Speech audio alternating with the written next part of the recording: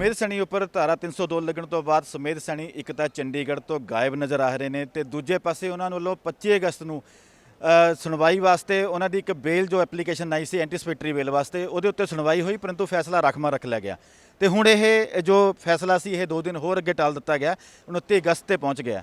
ਮੇਰੇ ਨਾਲ ਵਿਰਕ ਸਾਹਿਬ ਮੌਜੂਦ ਨੇ ਇਸ ਵਕਤ। ਵਿਰਕ ਸਾਹਿਬ ਕੀ ਗੱਲ ਹੋਈ ਇਹ ਪਹਿਲਾਂ 2 ਦਿਨ ਉਹਨਾਂ ਨੇ ਫੈਸਲਾ 29 27 ਤੇ ਕਰਤਾ 27 ਤੋਂ ਬਾਅਦ 29 ਤੇ ਪਹੁੰਚ ਗਿਆ। देखो आर्ग्यूमेंट्स बहुत लंबे गए आज करीब 3 घंटे बहस हुई है सुमेध सैनी के अग्रिम जमानत के उत्ते और ये सुमेध सैनी के वकील वालों ही पुराने पक्ष सारे रखे गए हैं कि उन्होंने झूठा फसाया जा रहा है और पुराना मामला है।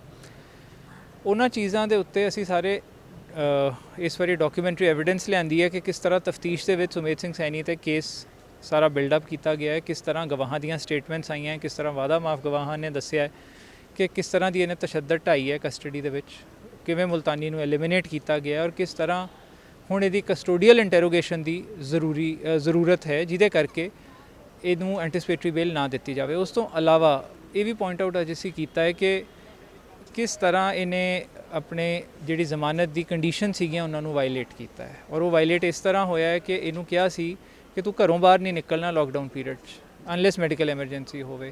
ये घरों भज गया, वो कंडीशन नैचुरली वायलेट की गई है और 4-5 दिनों का गायब है। हुण इहदी अरेस्ट दे उत्ते कोई स्टे नहीं है, सो जे SIT चाहे उन्होंने अरेस्ट कर सकती है। ये उत्ते असीं ये भी पॉइंट आउट किया है कि दिल्ली भी इन्हें जिहड़ी इहदे ते ट्रायल चल रही है CBI केस दे विच, उस ट्रायल दे विच भी इन्हें गवाह मुकरवाए है, इत्थे भी गवाहां नूं इंटीमिडेट कर रहा है, एविडेंस डिस्ट्रॉय करन दी इत्थे भी कोशिश कर रहा है और जिहदे करके ये जरूरी है कि इन्हूं एंटीसिपेटरी बेल ना दित्ती जाए। ਵਿਰਕ ਜੀ ਰਜੇਸ਼ ਰਾਜਾ ਦੇ ਸਾਹਮਣੇ ਆਉਣ ਤੋਂ ਬਾਅਦ ਉਹ ਇੱਕ ਚਸ਼ਮਦੀਦ ਗਵਾਹ ਵੀ ਬਣ ਗਿਆ ਹੈਗਾ ਤੇ ਜਿਹੜੀ ਪਹਿਲਾਂ CBI ਨੇ ਇਹਨਾਂ ਦਾ ਪਰਚਾ ਦਰਜ ਕੀਤਾ ਸੀ ਸੁਮੇਧ ਸੈਣੀ ਦੇ ਉੱਪਰ ਉਹਦੇ ਵਿੱਚ ਵੀ ਉਹ ਅਹਿਮ ਗਵਾਹ ਸੀ ਤੇ ਹੁਣ ਤੁਹਾਨੂੰ ਕੀ ਲੱਗ ਰਿਹਾ ਹੈਗਾ ਵੀ ਉਹਨਾਂ ਦੀ ਗਵਾਹੀ ਤੋਂ ਬਾਅਦ ਸੈਣੀ ਦੇ ਉੱਤੇ ਸ਼ਿਕੰਜਾ ਕੱਸਿਆ ਜਾਵੇਗਾ? ਦੇਖੋ ਸੈਣੀ ਤੇ ਤਾਂ ਸ਼ਿਕੰਜਾ ਕੱਸਿਆ ਜਾਣਾ ਹੀ ਸੀ। ਉਹ ਇਸੇ ਕਰਕੇ ਤਫਤੀਸ਼ ਤੋਂ ਭੱਜ ਰਿਹਾ ਸੀ ਕਿਉਂਕਿ ਉਹਨੂੰ ਪਤਾ ਹੈ ਉਹਨੇ ਜਿੰਨੇ ਗਲਤ ਕੰਮ ਕੀਤੇ ਆ ਲੋਕਾਂ ਨੇ ਅੱਗੇ ਆ ਜਾਣਾ ਹੈ। टाइम की गल होंदी है, हौली हौली वो 302 ਨੂੰ पता सी लगनी बनती है। जो शुरू च पुलिस ने नहीं लाई उन्होंने पता सी असी कोर्ट च लड़ांगे और फाइनली 302 लग जूगी। उही होया 302 कोर्ट ने ऑर्डर करती लाने लई। हुण SIT उन्होंने अरेस्ट एक बारी नहीं किया, हुण SIT नूं करना पऊगा जो अरेस्ट ही नहीं है। दूजी बारी ये होया कि सैनी नूं कोई इंटरिम नहीं है और SIT चाहे तो उन्होंने अरेस्ट कर सकती है। सो जिथे तक आ केस के गवाहां का सवाल है, हौली हौली जिहड़े जिहड़े गवाह अगे आ रहे इंकलूडिंग राजेश राजा इन्हां सारिਆਂ ने उन्हां चीज़ों ਨੂੰ प्रूव किया है, सबसटैंशिएट किया है और रिकॉर्ड ते लिआंदा है कि किस तरह इस केस ਦੇ ਵਿੱਚ ਸੁਮੇਧ ਸਿੰਘ ਸੈਣੀ ਨੇ ਮੁਲਤਾਨੀ ਨੂੰ ਟੌਰਚਰ ਕਰਕੇ ਐਲੀਮੀਨੇਟ ਕੀਤਾ ਹੈ। ਵਿਰਕ ਸਾਹਿਬ ਮੈਂ ਇੱਕ ਲੀਗਲ ਓਪੀਨੀਅਨ ਦੀ ਗੱਲ ਕਰਾਂ ਤੁਹਾਡੇ ਨਾਲ ਜੀ ਤਾਂ ਸੁਮੇਧ ਸੈਣੀ ਉੱਤੇ 302 ਲੱਗੀ ਹੈ ਤੇ ਉਹਨੇ ਐਂਟੀਸਿਪੇਟਰੀ ਬੇਲ ਵਾਸਤੇ ਅਪਲਾਈ ਕੀਤਾ ਹੋਇਆ। ਕੀ ਇੱਕ ਕਤਲ ਦੇ ਅਕਿਊਜ਼ਡ ਨੂੰ ਵਿਦਆਊਟ ਅਰੈਸਟ ਇਹ ਮਿਲ ਸਕਦੀ ਐਂਟੀਸਿਪੇਟਰੀ ਬੇਲ? ਦੇਖੋ ਐਂਟੀਸਿਪੇਟਰੀ ਬੇਲ ਤਾਂ ਜਨਰਲੀ 302 ਦੇ ਵਿੱਚ ਨਹੀਂ ਦਿੰਦੇ। इस केस के कोर्ट ने कहा कि 3 दिन का एडवांस नोटिस है, मैं उन्होंने 2 दिन होर एक्सटेंड कर देना। ये कह के जज साहब ने ऑर्डर पास किया सी, वो 27 तरीक तक सी। हुण अज ये इंटरिम प्रोटेक्शन एक्सटेंड नहीं की गई और 29 तरीक लिए केस रख दिता गया। सो इस करके ओबवियसली सुमेध सिंह सैनी कोल हुण कोई इंटरिम नहीं है। हुण जे SIT अरेस्ट करना चाहे सो दे कैन। ਵਿਰਕ ਸਾਹਿਬ ਸੁਮੇਧ ਸੈਣੀ ਵੱਲੋਂ ਹਾਈ ਕੋਰਟ ਦੇ ਵਿੱਚ ਵੀ ਕੇਸ ਪਾਇਆ ਹੋਇਆ ਕਿ ਇਸ ਕੇਸ ਨੂੰ ਇੱਥੋਂ ਟ੍ਰਾਂਸਫਰ ਕੀਤਾ ਜਾਵੇ। ਤੁਹਾਨੂੰ ਨਹੀਂ ਲੱਗ ਰਿਹਾ ਕਿ ਜਿੰਨੀ ਦੇਰ ਇਹਦੇ ਵਿੱਚ ਹੋਵੇਗੀ ਤਾਂ ਉਹਨਾਂ ਨੂੰ ਬੈਨੀਫਿਟ ਵੀ ਮਿਲ ਸਕਦਾ ਦੂਸਰੀ ਹੀਅਰਿੰਗ ਦੇ ਵਿੱਚ?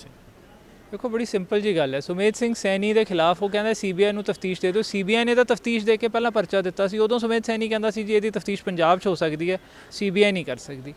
ਅੱਜ सुमेध सैनी कह रहा है कि CBI ਨੂੰ ਦੇ ਲਓ, पंजाब पुलिस ने। उन्होंने बेसिकली डिले करना, डिलेइंग टैक्टिक्स है। दूजी गल CBI ऑलरेडी सुमेध सैनी ਨੂੰ प्रोसिक्यूट कर रही है।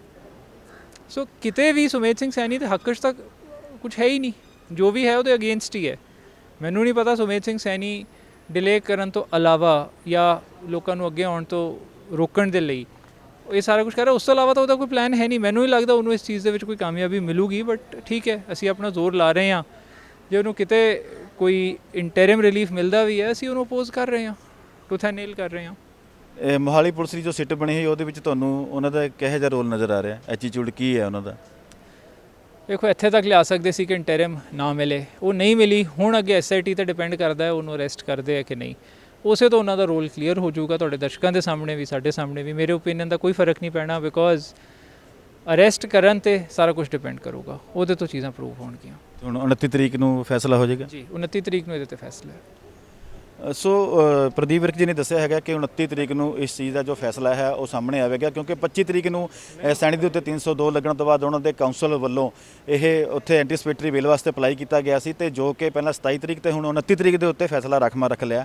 ਦੇਖਦੇ ਹਾਂ ਕਿ 29 ਤਰੀਕ ਨੂੰ ਰਜਨੀਸ਼ ਗਰਗ ਦੀ ਅਦਾਲਤ ਦੇ ਵਿੱਚ ਕੀ ਫੈਸਲਾ ਹੋਵੇਗਾ। ਕੈਮਰਾਮੈਨ ਸੁਨੀਲ ਦੇ ਨਾਲ ਸੁਸ਼ੀਲ ਗਰਚਾ, ਦੈਨਿਕ ਸਵੇਰਾ, ਮੋਹਾਲੀ।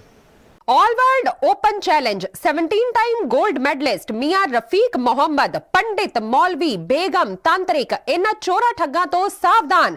स्पेशलिस्ट वशीकरण, सट्टा नंबर, लव मैरिज, पति पत्नी च अनबन, विदेश च पक्का होना, कारोबार दा ना चलना, सिर्फ 31 घंटियां विच समाधान। फ्री फ्री फ्री मियां रफीक मोहम्मद। मोबाइल 84 374 94 647 84 374 94 648। देश दुनिया की हर वड्डी खबर दे लई हुणे डाउनलोड करो number 1 news app Dainik Savera times.